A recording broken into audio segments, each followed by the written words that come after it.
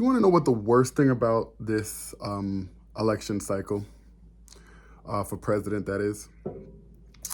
If you've watched any of my videos and, you know, follow me, subscribe, take a look at some of them, you will know that I am an individual that I don't believe the president of the United States has a lot of power. When you look through the Constitution, there's a reason why the Constitution put the executive branch second. It does not have as much power as the legislative branch, which is the first branch. The legislative branch makes all the rules. They are the ones that make the rules of the game, and the president is just the one that executes those rules. The president is the delivery man. The president is the person that says, those are the rules that Congress made. Now, it's my job to enforce those rules. That's really all the president is. The commander-in-chief of the military and the person that enforces the rules. So all of the things that we're concerned about, the rules of the game, how things work, is done by Congress. So I'm a firm believer in, the president doesn't really have that power that, a lot of us think that the president does. And so the dangers of this election is not necessarily like, the Project 2025s or, all of the dangerous legislation that, folks are saying is going to happen because of this election. Because there's a Congress, and I have faith that the Congress is going to, make reasonable adjustments. That's all I could do. I have to have faith. There are 535 members of Congress, and, they are hopefully going to do their job in a way that, doesn't turn this country upside down. So I have faith that that is the case. The founding fathers also knew that the legislative branch or the Congress was going to be the strongest branch. And so they separated the branch into two houses, the Senate, the upper house, and the House of Representatives, which is the lower house. And so because there's so many individuals in Congress, that's a check in itself, right? And so the legislative branch was split up because, that the founders knew that they were the most dangerous branch. So the president is not really the most dangerous branch. I don't fear the office of the presidency. Here is what the founders did mention in one of the Federalist Papers, but, I don't think they had an answer for. The fact that the president of the United States is one person means that that person will be the most popular person in the United States, right? It's not going to be any individual member of Congress. Like I said, there's 535 members of Congress. There are people in this country that don't even know who their own senator is or their own congressperson is. But almost everybody knows who the president of the United States is. Now, even though Congress has the most power as a body, right? People don't even know who they are. And so the danger comes in the fact that the president is the most popular figure. And as it turns out, the way that our government works, because the president is the most popular figure, the president has the loudest mic and can influence more people than any single member of Congress, than any single member of any branch of government. Like, how many people know all 9 judges on the Supreme Court, right? So that's the scary part. The scary part is the influence. And what we've seen lately is the permission for citizens to do nefarious things. That's the scary part of this election. The scary part is that citizens are going to take the election and the election winner as permission to do some of the darkest things that were somewhere in the back of their mind before. That's the scariest part.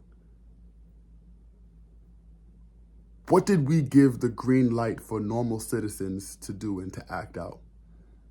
Here are some of those things that happened since the 2024 election.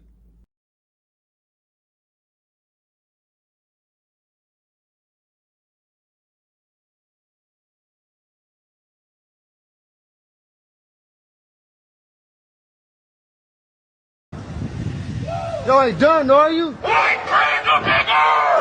Yeah. White pants bigger! That's what I'm talking about. Folks are emboldened to do and say things that they probably wouldn't have been emboldened to do or say before. And you can chalk this up to a direct, like this is a direct connection between this election's winner. Because the folks that were around the presidential candidate that won, and even Trump, they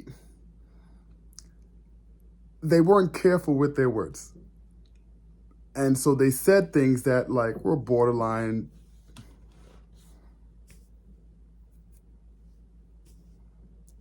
and folks still voted for him anyway. So that granted this permission. It granted the green light. It gave the green light for folks to be like, oh, it's okay. It's okay. We can do this. That is the scariest part of this election. And even people that voted for him. Are you safe from the citizens that walk the streets? The ones that, and I'm not saying it's all, right? But there are select individuals that are going to feel emboldened. Are you safe? Are you safe?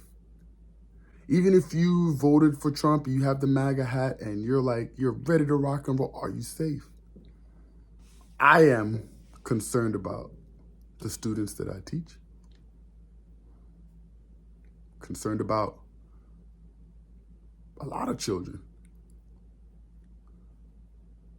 What's going to happen in the next few weeks? You know, sometimes it starts off as a joke, right? But that's the thing with jokes. Jokes allow us to slowly and sort of discreetly dehumanize individuals. And when you dehumanize individuals, it makes it easier for you to do nefarious things to them. Because as I say to my students all the time, it's easier to kick a chair than it would be to kick a baby. The chair has no feelings. It's not human. The baby does. We have a connection to the human. We don't really have like this human connection to the chair. And so the jokes and all of the banter that dehumanizes individuals is the first part. It then transitions to the actions. And that's the worst part of this election. We assume that government is going to work the way it's supposed to work to avoid catastrophe or to avoid disaster. Fingers crossed. But what it did not do, and it is clear from what we are seeing already, it did not stop individuals who feel emboldened now to say and do things that they probably wouldn't have said and did before. The things that they probably just kept in the back of their minds and was just like, okay, it's in the back of my mind. I'm going to live my life and we're going to keep going. But now folks are taking those things that are in the back of their mind and they're putting it up front. Who's going to protect the folks that need to be protected? Somebody needs to protect the folks that need to be protected in these instances. For me, the best thing that President-elect Trump can do is to somehow take away this permission, this green light that this election has given. I don't know, press conference, anything, something that sort of takes this green light away. He would be the unifier in chief. Trump would be the unifier in chief if he did something like that. Let's start there.